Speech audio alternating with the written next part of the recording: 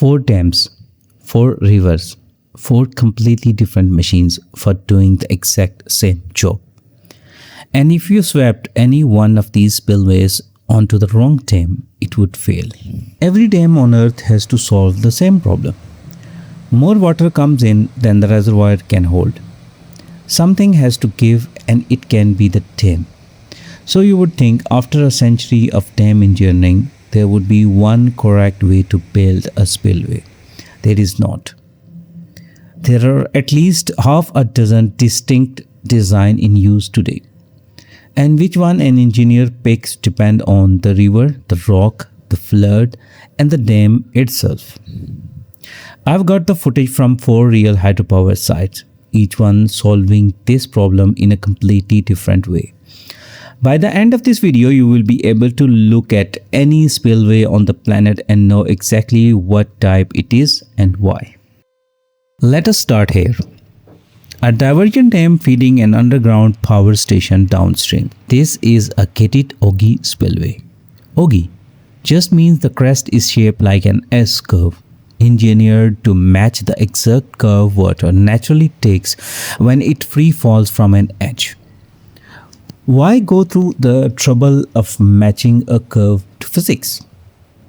Because a flat drop creates a gap between the water and the concrete, and that gap causes cavitation, a violent structure eating pressure effect. The ogee shape keeps the water hugging the surface the entire way down, which keeps the structure intact under massive repeated discharges. On top of that curve sit radial gates. The curved steel door you are watching lift right now. They let engineers control exactly how much water passes from a trickle to full flood discharge, without ever exceeding the reservoir's safe operating range. This is the most common spillway type in the world for a reason. It is precise, it is controllable, and it works on almost any concrete dam. This is where it gets interesting, because this one dam uses 2 different spillways for 2 different jobs. The first is a chute spillway.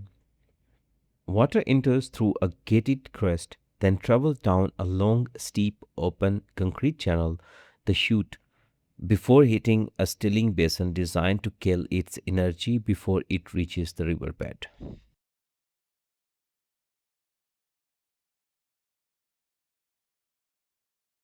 Think of it less like a waterfall and more like a water slide with a very expensive splash pad at the bottom.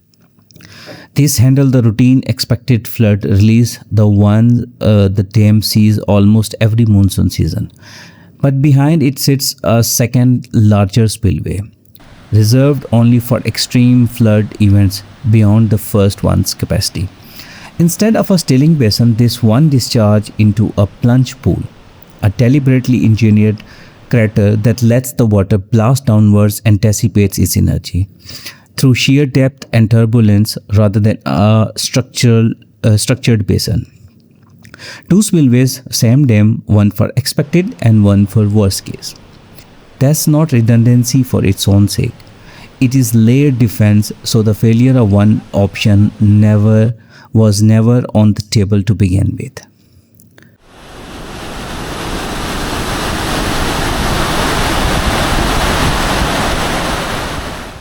Now, here's a spillway type most people have never even heard of. At this time, the main spillway doesn't sit right at the surface. It is submerged RFS spillway. The gates open below the water line, so the discharge behaves less like water falling over an edge or more like water being forced through a hole under pressure. Why build it this way? Because this spillway is not just here to pass flood. It is also designed to flush sediments. Positioning the gates lower lets heavier sediment-laden water near the bottom of the reservoir gets pulled out first, protecting the reservoir storage capacity over the long term. And just like the last dam, this one doesn't rely on a single system. A secondary, completely separated emergency spillway sits nearby, an uncontrolled gateless overflow structure that one activate if the water rises past a level the main spillway was never meant to handle alone. No gates, no operators, no decision required, and if the water gets there, it goes over. That is the entire design philosophy.